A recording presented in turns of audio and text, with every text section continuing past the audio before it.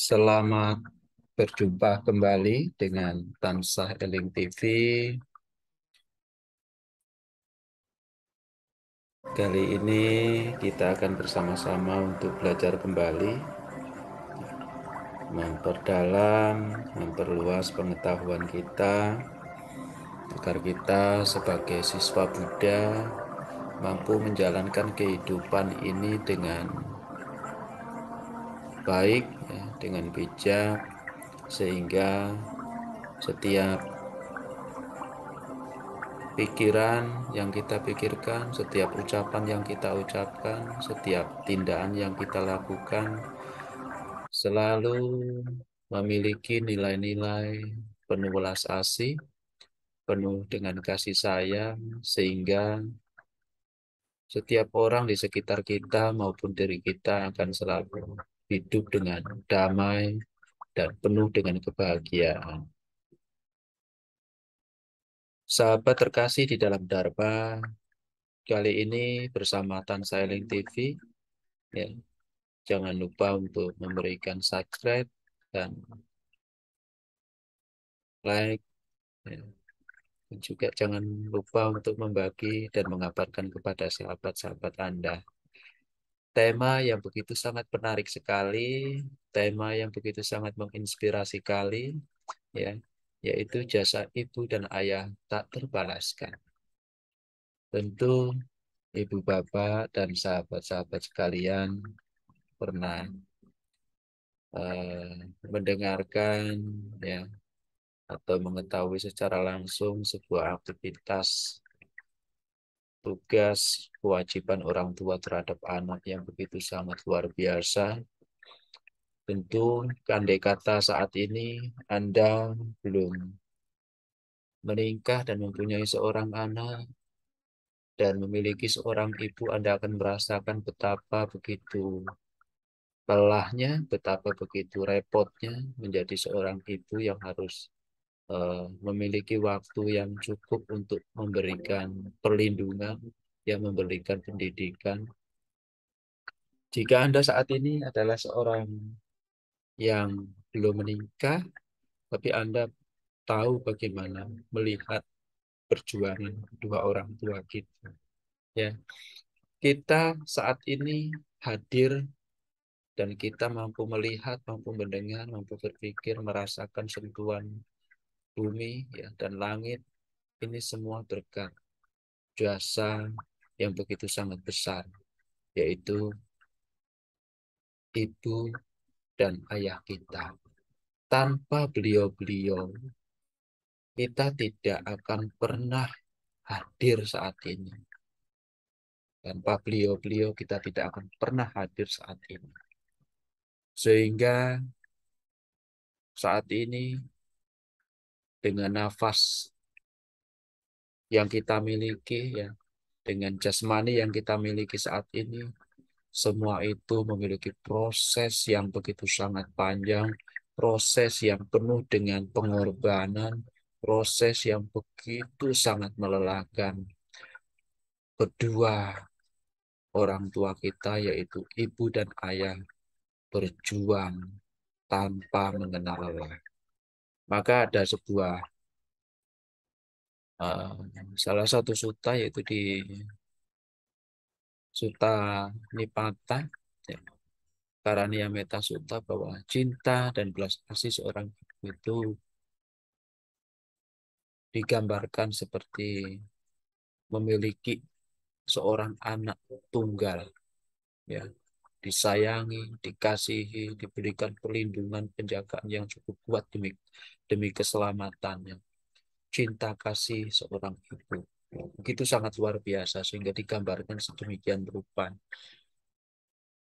Sahabat terkasih di dalam Dharma, sebelum kita masuk ke dalam materi yang lebih dalam, lebih lanjut, saya akan memberikan sebuah cerita, ya. Cerita ini saya ambil di Jataka. Jataka ini berjudul yaitu Catu Dua Rajataka. Dikutip dari sumber Tripitaka Center, buku yang ke-1. Dan Judul ini di dalam Jataka ini digambarkan sebagai empat pintu gerbang, yaitu sebuah kondisi alam yang dialami oleh seseorang. Jadi Alkisah suatu ketika ya, ada seseorang biku yang begitu sangat keras kepala sekali, susah dinasehati, susah diberikan bimbingan, pembangkang, pemarahan itu.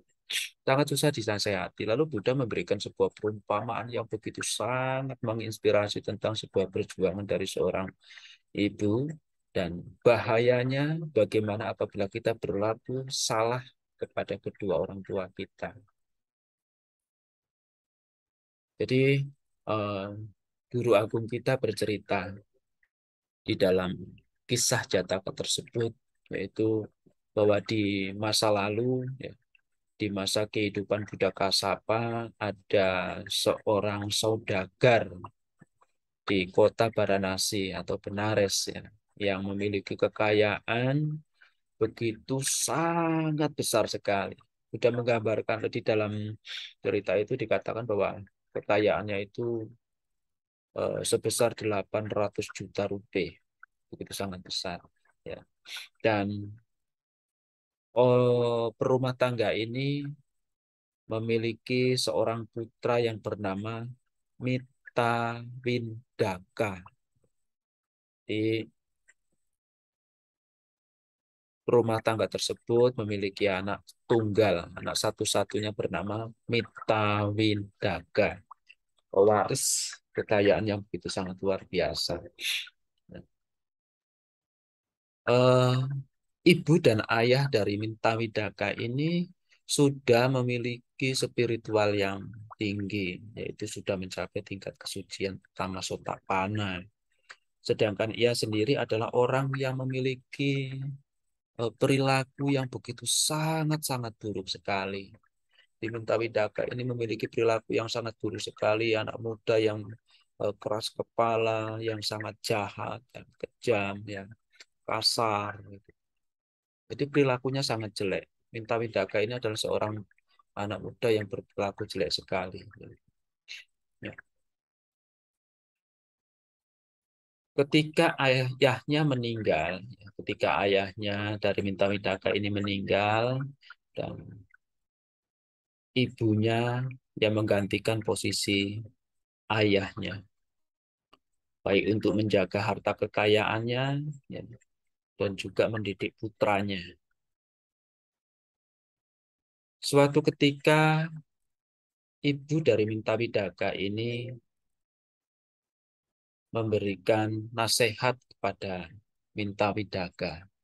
Jadi ibunya berkata, putraku, sungguh sangat sulit bagi seseorang untuk terlahir di alam manusia.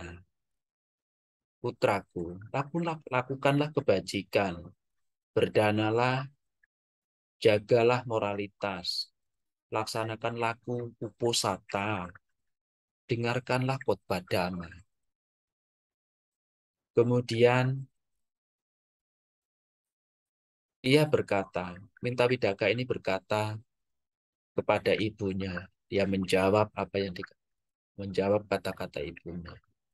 Ibu, bagiku tidak ada yang namanya pemberian dana atau apapun itu. Tolong ibu jangan pernah menyebutkan itu di hadapanku. Karena saya hidup, demikianlah saya akan membayar di sini. Dengan begitu sangat sombongnya, dengan begitu sangat angkuhnya, Mitawideka ini membantah, ya, membantah, melawan semua kata-kata ibunya yang begitu sangat baik sekali. Demi kehidupan sekarang maupun yang akan datang, ibunya membimbing, akan tetapi dengan kekeras kepalaan dari Mintawidika ini, Mintawidika tidak dapat mendengar dengan baik, membantah dengan keras. Tapi ibu dari Mintawidika ini tidak berhenti di situ saja. Dia tetap berjuang, dia tetap dengan penuh semangat membimbing anaknya. Suatu ketika Uposata tiba, ya, Di saat bulan purnama, ia berkata lagi kepada anaknya Mintawidika, putraku, kamu adalah anakku satu-satunya. Hari ini adalah hari Uposatha yang suci. Hari ini laksanakanlah lagu Uposatha. Pergilah ke wihara dan dengarkanlah khotbah Dhamma sepanjang hari. Sewaktu kembali nanti, ibu akan memberikan uang 1.000 keping. Karena ibunya sangat berkeinginan untuk memberikan kemajuan anaknya Mintawidika. Namun, apa yang ditawarkan, apa yang dinasehatkan kepada oleh ibunya kepada Mintawidika ini pun dijawab. Dia Mintawidika ini menjawab karena keinginan untuk mendapatkan uangnya. Dikarenakan keinginan untuk mendapatkan uangnya itu, anaknya pun setuju untuk melakukan semua apa yang dikatakan ibunya. Dia berkata, baik, baik. Maka si Mintawidika ini segera sarapan pagi, lalu ia pergi ke wihara. Namun Bapak Ibu, Mintawidika ini menghabiskan waktu siang harinya di sana, di wihara, ya, dan juga malam harinya di wihara. Yang seharusnya mendengarkan dhamma, ia malah berbaring di satu tempat dan tidur. Ketika hari menjelang pagi, keesokan harinya, di pagi buta ia mencuci wajahnya, lalu pulang ke rumah dan duduk. Ibunya begitu sangat senang sekali. Dia sangat girang sekali. Dia berpikir pasti anakku telah melakukan apa yang saya inginkan. Gitu. Ibunya berpikir seperti itu. Setelah ibunya setelah mendengarkan dhamma, hari ini putraku akan pulang di pagi hari dengan membawa tera. Tera itu biku senior, ya, yang memberikan khotbah dhamma. Maka ia menyiapkan bubur untuk sarapan pagi, baik itu makanan yang nasi yang sudah dimasak dengan lunak, menyiapkan tempat duduk dan menunggu kedatangan sang tera yang membabarkan dhamma. Nah, namun ia terkejut ketika melihat anaknya pulang hanya sendirian. Ia berkata, putraku, mengapa Anda tidak membawa pengkhotbah dhamma bersamamu pagi ini? Lalu anaknya Mintawidika ini menjawab dengan sangat ketus sekali. Tidak ada pengkhotbah dhamma untukku. Dia sangat sangat sombong, sangat angkuh, dan sangat ketus sekali jawabannya kepada ibunya. Lalu ibunya menjawab begini, kalau begitu kemarilah, makanlah bubur ini. Dengan penuh kasih sayang, sang ibu eh, menyapa, mengajak anaknya untuk makan bubur yang sudah disajikan. Ibu, Anda berjanji memberikanku uang 1.000 keping. Berikan uang itu terlebih dahulu, baru saya akan memakannya. Baiklah putraku, kata ibunya. Makanlah dulu, baru nanti saya akan berikan uangnya. Minta Widika jawab, saya tidak akan makan sebelum saya mendapatkan uang itu, ibu. Karena ibunya begitu sangat perhatian dan sangat sayang sekali kepada Minta Widika. eh, Lalu ibunya meletakkan dompet yang berisikan uang 1.000 keping di hadapan Minta Widika. Anak itu akhirnya memakan bubur yang sudah disiapkan sarapan dengan kencang, lalu mengambil dompet itu dan pergi melakukan urusannya sendiri. Dari sana, ia berulang-ulang tetap membohongi ibunya. Dan dia mendapatkan uang yang begitu sangat banyak hanya karena berbohong kepada ibunya, yaitu 2 juta dalam waktu yang singkat. Begitu sangat bodoh sekali anak itu. Kejam sekali dan jahat. Tapi ibunya tidak berhenti untuk selalu membimbingnya. Dengan uang yang begitu sangat banyak itu, kemudian terpikir oleh Mintamidika untuk membeli sebuah kapal dan menjalankan usaha dengan kapal itu. Maka ia membeli sebuah kapal yang begitu sangat besar. Dan berkata kepada ibunya, "Ibu, saya bermaksud untuk menjalankan usaha dengan kapal ini." Lalu ibunya berkata, "Wintawidika anakku, Anda adalah putraku satu-satunya. Dan di rumah ini ada banyak sekali kekayaan. Laut itu penuh dengan bahaya. Anakku, janganlah kamu pergi." Tetapi kekeras kepalaan dari Wintawidika ini, dia menjawab, "Saya akan pergi dan Anda tidak akan bisa menghalangiku." "Ya," jawab ibunya, "saya akan menghalangimu, anakku. Kamu adalah anakku satu-satunya. Janganlah engkau pergi." Tetapi Wintawidika dengan marah, dengan sombong dan angkuh, menepih tangan ibunya dan mendorong hingga jatuh. Lalu dia berlayar, pergi ke lautan yang begitu sangat berbahaya. Pada hari ketujuh, di tengah lautan, kapal yang ditumpangi oleh Wintawidika ini dengan bersama orang lain tidak dapat bergerak. Karena kapal itu tidak dapat bergerak, pada saat itu ada keyakinan bahwa ada salah satu penumpang di kapal ini yang tidak membawa keberuntungan. Lalu dilakukan sebuah undian dan jatuh pada Mintamidika. Mintamidika eh, semuanya mereka melakukan pengundian sebanyak 3 kali, undian itu jatuh ke tangan Mintamidika. Kemudian mereka memberikan sebuah rakit kepada Mintamidika. Dia bilang, "Jangan biarkan banyak orang mati hanya gara-gara menyelamatkan satu orang ini." Akhirnya Mintamidika itu diturunkan dari kapal dan dia naik ke sebuah rakit di lautan yang begitu sangat luas, ya. Lautan yang begitu mengerikan. Dalam sekejap kapal itu melaju dengan cepat dan meninggalkan Mintamidika sendirian di tengah laut. Dan dengan rakitnya itu, Mintamidika sampai di sebuah pulau. Di pulau tersebut, ya, pulau yang begitu sangat indah. Pulau itu terbuat dari eh, kaca dan sangat indah. Itu adalah sebuah istana yang begitu sangat indah. Di pulau itu, Mintamidika bertemu dengan 4 makhluk peta, yaitu setan wanita yang telah meninggal, atau peti. Mereka ini biasanya berada dalam penderitaan selama 7 hari, dan 7 hari berada di alam kebahagiaan. Bersama dengan mereka, ia merasakan kebahagiaan surgawi.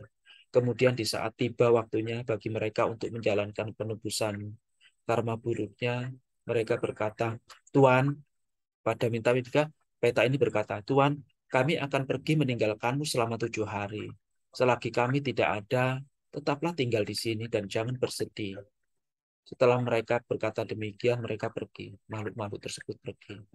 Tetapi dikarenakan rasa kesepiannya, Minta-Mindika ini mendayung rakitnya kembali. Dia mengarungi eh, lautan, ya, menuju sebuah pulau lain. Di di pulau itu ada sebuah istana yang terbentuk dari perak. Ia melihat 8 peti lainnya, ya. Dengan cara yang sama, ia melihat 16 peti di Istana Permata, di pulau lainnya, dan seterusnya. Kemudian di pulau berikutnya ada 32 peti yang berada di istana yang megah sekali, terbuat dari emas.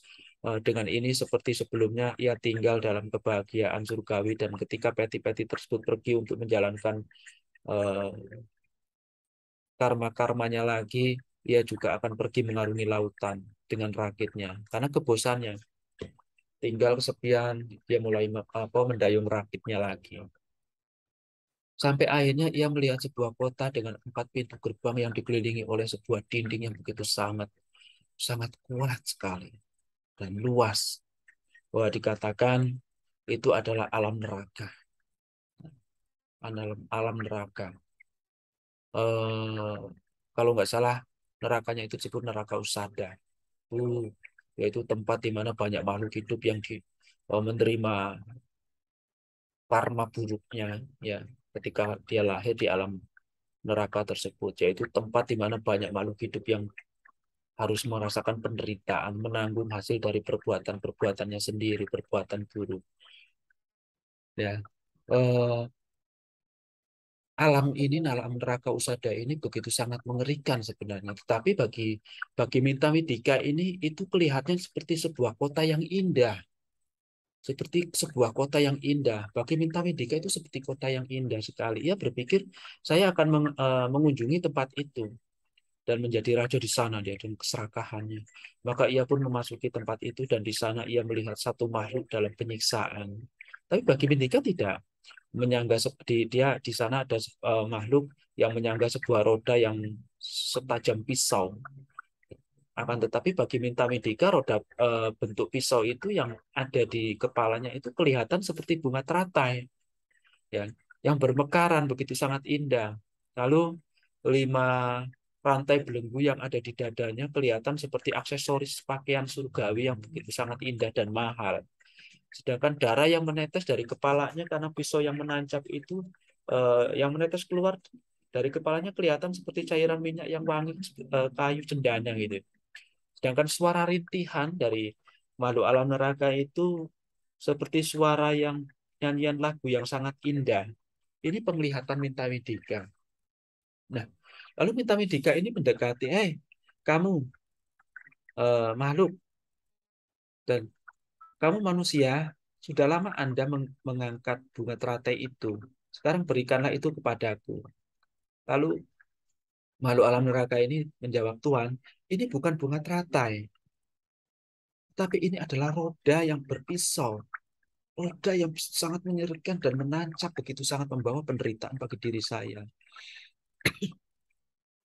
Lalu Minta Widika berkata, Anda berkata demikian karena tidak ingin memberikannya kepadaku kan? Makhluk yang menderita ini, makhluk alam neraka ini berkata dalam hatinya itu,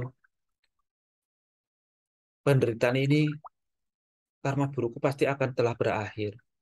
Tidak diragukan lagi orang ini seperti diriku sebelumnya. Berada di tempat ini karena memukul ibunya. Baiklah, saya berikan roda berpisau ini kepadanya. Kemudian ia berkata, kalau begitu, ambillah teratai ini. Dengan kata-kata itu, ia meletakkan roda tersebut di atas kepala Mintawidika. Setelah itu, roda berpisau tersebut jatuh menancap masuk ke dalam kepalanya. Waktu itu juga Mintawidika baru menyadari bahwa itu adalah sebuah roda berpisau. Dan ia berkata, ambillah kembali rodamu. Ambillah kembali rodamu. Dengan rintian dan kesakitan. Akan tetapi makhluk itu sudah lenyap dari alam itu. Pada waktu itu, Bodhisattva dengan rombongannya sedang berkeliling di dalam neraka. Usada sampai di tempat tersebut minta Widika yang melihat langsung berteriak, Hai Raja para dewa, roda berpisau ini menusuk dan menyakiti diriku seperti sebuah alur yang menghancurkan biji-bijian. Dosa apa yang telah kuperbuat? Dalam penanyaan tersebut, ia mengucapkan 2 bait kalimat. 4 pintu gerbang dalam kota besi ini di mana diriku terperangkap dan tertangkap. Di sekelilingku adalah benteng perbuatan jahat apa yang telah kuperbuat. Sekarang pintu gerbang tempat ini akan tertutup. Roda ini menghancurkanku. Mengapa saya ditangkap seperti burung dalam sangkar? Mengapa ya para dewa? Harus seperti ini kejadiannya. Kemudian para dewa itu mengucapkan bait kalimat berikut ini dan menjelaskan permasalahan. Saudaraku yang baik, Anda berhutang sebanyak 2 juta kepada seorang yang khotbahnya tidak Anda dengarkan di saat ia memaparkannya. Dengan cepat Anda pergi mengarungi lautan suatu yang sangat berbahaya. Saya rasa keempat makhluk halus itu ke-8 langsung Anda datangi, dan dari ke-8 itu menuju ke-16, dari ke-16 menuju ke-32, dan nafsu keinginan yang selalu dirasakan. Lihatlah sekarang roda yang Anda di kepala ini akibat dari ucapan. Barang siapa yang mengikuti nafsu keinginannya, yang selalu ada dalam segala keadaan, keinginan besar itu yang tidak pernah puas, roda harus dipanggul oleh mereka. Barang siapa yang tidak bersedia mengorbankan kekayaan, tidak juga mengikuti jalan yang benar, yang tidak mengetahui semua ini, roda ini harus dipanggul oleh mereka. Cermati tindakan dan juga harta nan melimpahmu. Janganlah menginginkan untuk menjadi pelaku karma buruk. Lakukan apa yang dinasihatkan oleh sahabat-sahabatmu, dan roda ini tidak akan pernah mendekati dirimu. Lalu Minta Windika ini berkata, berapa lama, oh dewa, roda ini akan tetap berada di atas kepalaku? Berapa ribu tahun? Katakanlah, jangan biarkan diriku bertanya sia-sia. Lalu Mahasatwa Bodhisattva itu menjawab, roda itu akan berguling dan terus berguling. Tidak akan ada penyelamat yang muncul menggantikan dirimu sampai Anda mati. Dengarkanlah, oh Mintawidika. Setelah berkata demikian, Bodhisattva itu menghilang ke tempat kediamannya. Mintawidika menjalankan penderitaan yang amat berat sekali. Lalu setelah itu Buddha menyampaikan bahwa uraian sang guru mempertahankan kisah kelahiran itu pada masa itu, biku yang tidak patut dan Mintawidika adalah Mintawidika, dan saya sendiri adalah Raja para Dewa. Sahabat terkasih di dalam Dharma. Begitu luar biasanya kekuatan dari jasa ayah dan ibu kita.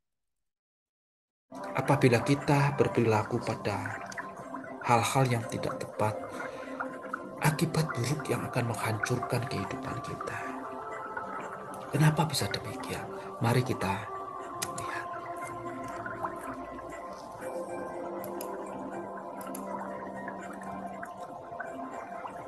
Ibu kita itu, di mana Buddha mengatakan di dalam Anguttara Nikaya, ya,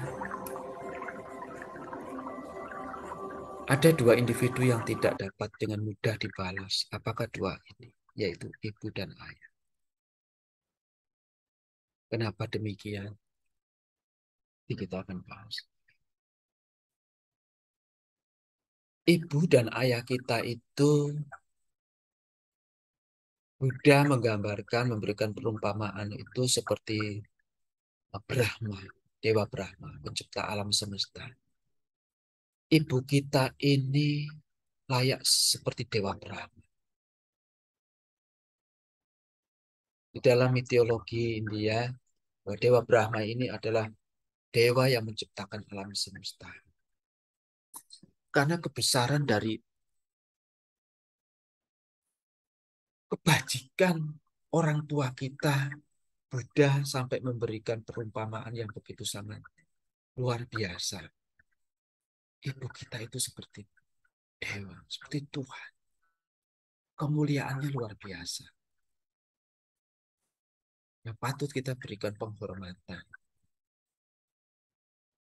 Lalu ibu kita itu adalah guru-guru awal, guru-guru pertama. Ibu kita itu yang mengenalkan kita pada kehidupan. Ibu kita yang pertama mengenalkan kita pada alam. Ibu kita yang pertama mengajarkan kita itu bicara. Ibu kita yang dan orang tua kita adalah orang yang mengajarkan kita bagaimana harus berjalan. Membimbing dari waktu yang begitu sangat lama. Dari mulai kita dilahirkan atau sebelum kita dilahirkan, kita orang tua kita, ibu kita itu sudah berjuang. Ya, sudah berjuang. Begitu lahir, dia pun sudah melakukan perjuangan sampai kita itu tumbuh dewasa. Maka guru-guru awal inilah yang begitu sangat luar biasa. Yang tidak pernah menuntut apapun ketika dia mendidik anak-anak. Tidak pernah menuntut apapun ketika dia harus berjuang menjaga di dalam perlindungan. Ya. Ibu kita itu seperti dewata-dewata pertama. Dewata adalah makhluk-makhluk pelindung. Dewa-dewa pelindung. Orang-orang yang begitu sangat luhur. Makhluk-makhluk yang luhur. Makhluk-makhluk yang patut diberikan penghormatan. Inilah kedua orang tua kita seperti para dewata-dewata yang agung. Kedua orang tua kita itu adalah orang yang patut dan layak menerima pemberian dan penghormatan. Coba mari kita renungkan dengan baik. Banyak orang takut jatuh kehidupannya, dia harus mempersembahkan makanan, buah, dan sebagainya kepada patung-patung dewa, rupang-rupang dewa, rupang-rupang bodhisattva, rupang-rupang Buddha. Sedangkan Buddha itu mengingatkan kita begitu ada orang yang begitu sangat mulia, yaitu ayah dan ibu, yang patut, yang wajib diberikan persembahan yang terbaik, pelayanan yang terbaik, itu adalah ayah dan ibu kita. Kenapa? Kalau kita tidak melakukan itu, salah di dalam melakukan, apabila kita berpikir yang berucap yang berperilaku yang itu bisa seperti mentawedika. Karena ayah dan ibu kita itu orang yang begitu sangat luar biasa. Perjuangan. Makanya ketika di dalam Anguttara Nikaya 162 ini sudah menggambarkan kalau ayah atau ibu itu ditaruh di pundak yang sebelah kanan, lalu ayah kita di pundak sebelah kiri, lalu kita pikul dan berjalan dari waktu ke waktu berjalan, sedangkan usia kita itu sampai 100 tahun. Kita hidup di dalam waktu 100 tahun. Kita memikul orang tua kita di pundak kanan dan kiri tanpa menurunkannya. Tanpa menurunkannya. Itu belum bisa membalas kebajikan orang tua kita. Lalu ketika kita itu memberikan rumah yang mewah, kendaraan yang mewah, harta yang berlimpah, itu belum bisa. Ketika orang tua kita sudah menua, lalu kita memijiti, memberikan penghargaan yang terbaik, itu pun belum bisa. Karena apa? Begitu sangat besarnya, begitu sangat mulia, begitu sangat berjasanya kedua orang tua kita kepada kita.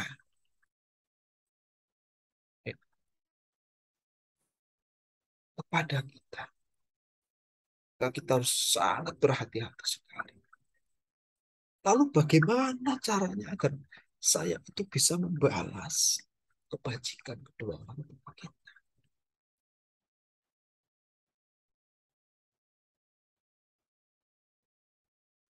Ini cara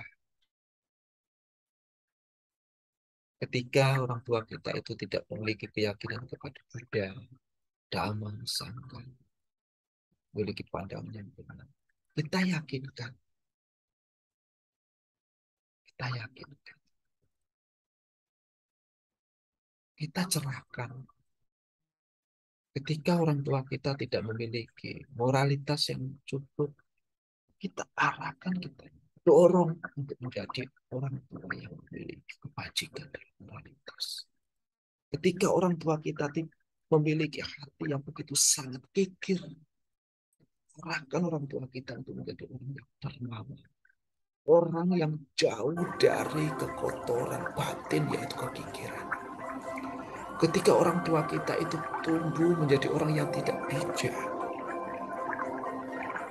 dorong untuk mendengarkan dhamma, bertumbuh menjadi orang bijak. Ini adalah cara.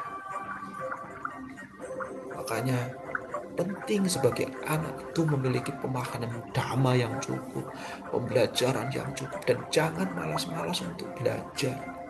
Kewihara, belajar, latihan uposatha, mendengarkan dhamma, menghormat kepada para Arya.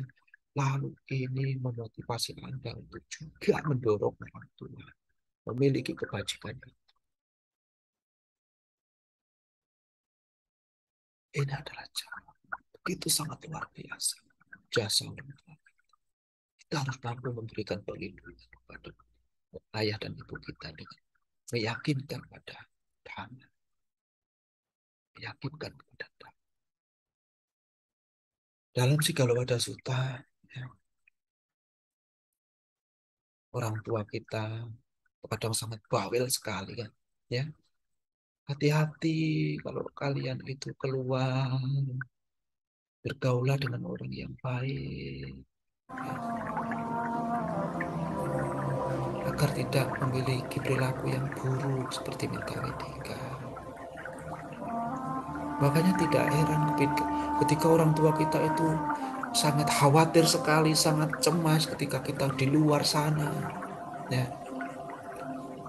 dia sangat bawel gitu. Tapi kalau anak yang tidak cukup paham ketika diingatkan, ya, membantah, wah mama cerewet sekali lah, papa sangat protektif sekali lah dan sebagainya. Orang tua kita itu memiliki kecemasan yang luar biasa. Orang tua kita itu memiliki kekhawatiran yang luar biasa terhadap anak-anaknya, keselamatan anak-anaknya. Itu wajar, Bante, wajar. Karena orang tua kita dari satu waktu yang begitu sangat panjang bertahun-tahun menjaga, merawat, gitu. Demi apa? Demi keselamatan. Dia takut sekali kehilangan. Dia takut sekali kalau anaknya itu terluka. Takut, kekhawatiran itu ada pada orang tua kita. Orang tua kita membekali kita keterampilan mendidik, menyekolahkan dari mulai nol sampai kita itu memiliki pendidikan yang tinggi. Semua itu diperjuangkan untuk apa? Untuk keselamatan anak-anaknya ketika nanti suatu saat dia tidak ada. Anda punya keterampilan, kita punya keterampilan yang bisa menyelamatkan kita untuk menjalani proses kehidupan. Banyak tidak sedikit anak-anak itu yang ketika main HP diingatkan marah, main game dan sebagainya, dia marah. Orang tua kita khawatir kalau anaknya itu tidak tumbuh dengan baik, dengan keterampilan, bekal yang cukup untuk menjalankan kehidupan yang terus berproses dari waktu ke waktu. Dia menginginkan anaknya kelak menjadi orang yang sejahtera, orang yang makmur, orang yang hebat, orang yang sukses.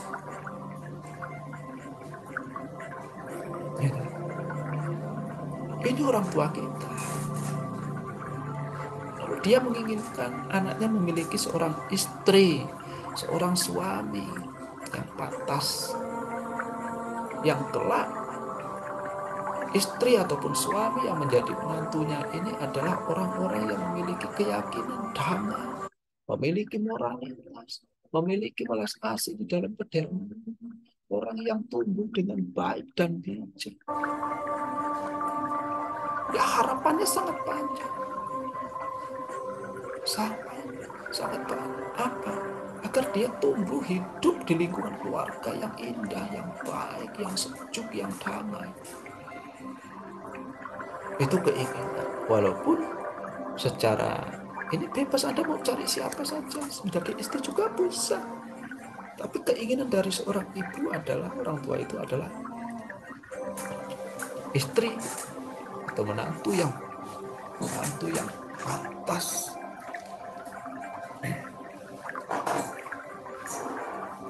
Orang tua belum kita dilahirkan, dia sudah berjuang bagaimana mendapatkan harta, mendapatkan kekayaan, agar dia bisa memberikan bekal warisan pada anak. Tapi tidak sedikit ketika anak-anaknya itu tumbuh menjadi besar, malah berebut warisan, tetapi tidak bisa menjaga kedua orang tuanya, tidak bisa merawat orang tuanya. Maka ada peribahasa itu, eh, orang tua, seorang ibu atau ayah mampu merawat 9 anak, tetapi 9 anak tidak mampu menjaga dan merawat orang tua. Banyak terjadi begitu. Iya, iya. Makanya perlu sekali kita itu sebagai anak untuk berhati-hati sekali. Jangan sampai nanti seperti mentari tiga yang jatuh. Banyak sekali cerita-cerita yang ada di dalam ajaran Buddha mengenai anak yang tidak mau belajar, malah tidak memiliki keterampilan, pada waktunya dia harus mengalami kehancuran.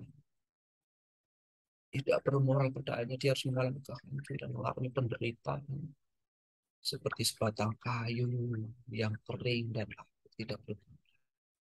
Seperti seekor bangau yang tua tinggal di kolam yang kering dan tidak memiliki apa. Tidak ada makanan yang bisa dimakan. Itu keinginan orang tua kita jangan.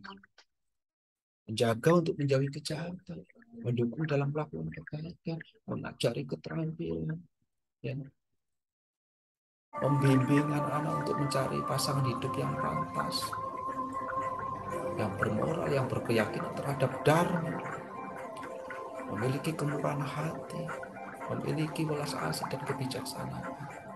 Ini harapan orang tua.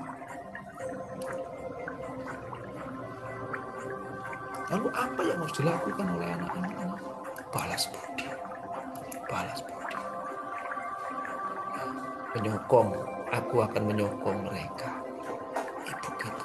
Banyak anak-anak yang lupa tugasnya sebagai seorang anak. Ketika orang tuanya sudah menua, tidak pernah menjaga, hidup berpisah, orang tuanya di rumah sebatang kara. Itu sangat sekali menderita sekali. Kesepian.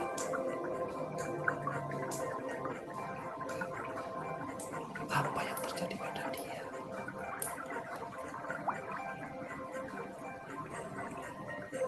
Apa yang terjadi pada dia? Ketika kesepian, tidak pernah mengunjungi apa yang sudah dimakan oleh orang tua. Adakah dia makanan di rumah sendirian?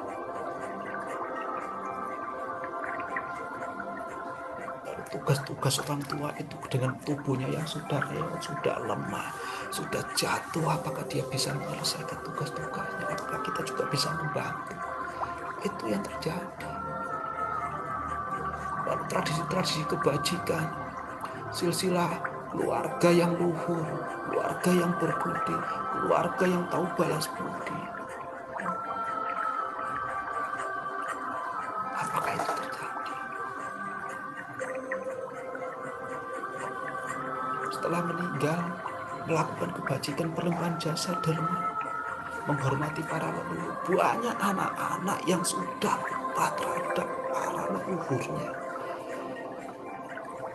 Ketika dia lupa terhadap leluhurnya, nanti anak cucu kita juga lupa terhadap orang tuanya, terhadap kakeknya. Karena kelak kita akan menjadi kakek, kelak kita akan menjadi orang tua. Atau Anda sekarang yang menjadi orang tua, kelak Anda akan menjadi kakek. Kakek akan menjadi leluhur.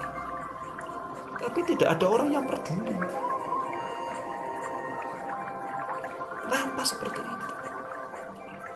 Kita yang tidak paham dhamma. Kita tidak paham dhamma. 2-3 generasi banyak orang sekarang itu sudah lupa kepada leluhurnya, kakeknya, buyutnya, cangah, udah gak peduli. Itu leluhur-leluhur kita. Orang tua kita kelakukan seperti itu. Maka kita wajib untuk melakukan kebajikan, derma atas nama beliau. Lakukan pelimpahan jasa.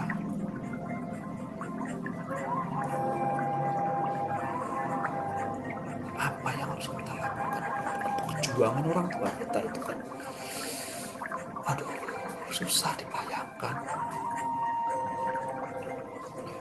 susah dibayangkan, begitu luar biasa. Ibu bapak, apa yang dikatakan, kita harus menjadi orang yang terpelajar. Kita harus menjadi orang yang kompeten di dalam pengetahuan dhamma, tentang bagaimana berbakti, memiliki kebajikan di dalam menjaga orang tua kita. Memiliki kebajikan di dalam jasa orang tua. Jangan sampai kita itu bernasib buruk seperti Minta Widika. Orang yang sudah terlampaui kejahatannya. Orang yang celaka. Orang yang sudah terluka perilaku. Sehingga dia harus terjebak di alam yang begitu sangat menderita.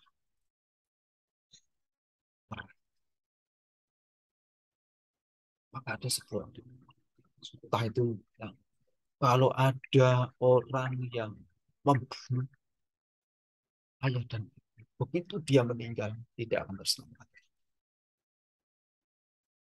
Dia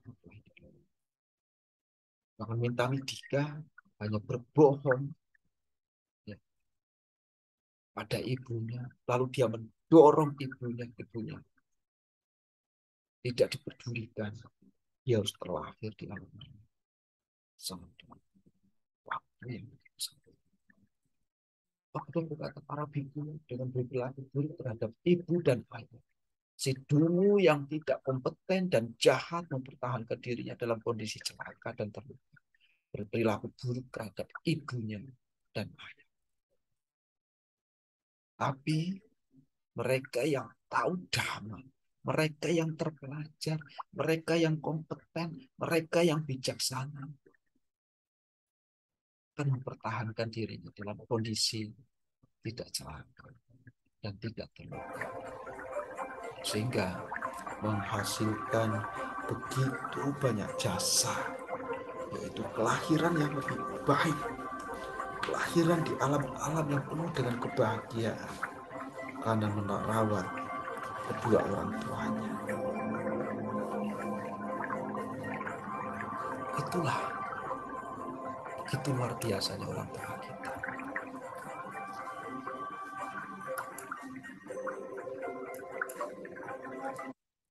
Sahabat terkasih di dalam Dhamma, katakan di dalam hatimu, aku cinta dan sayang ibu dan ayah. Mari kita sama-sama untuk melakukan pelimpahan jasa di sesi akhir ini. Kita akhiri dengan kebajikan, limpahan jasa untuk orang-orang yang kita cintai.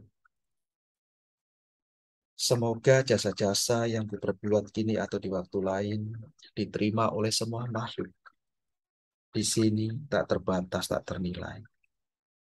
Kepada mereka yang kukasihi serta berbudi luhur, seperti ayah dan ibuku.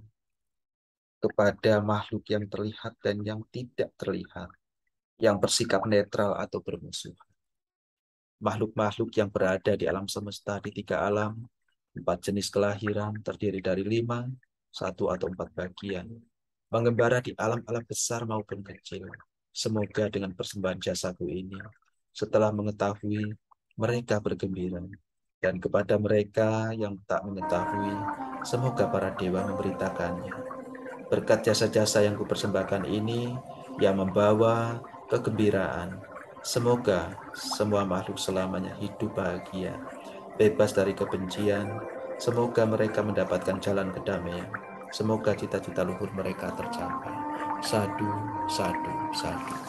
Sebelum mengakhiri sesi pada kesempatan kali ini, mari kita ucapkan dalam hati sebanyak 3 kali, aku cinta dan sayang ibu dan ayah.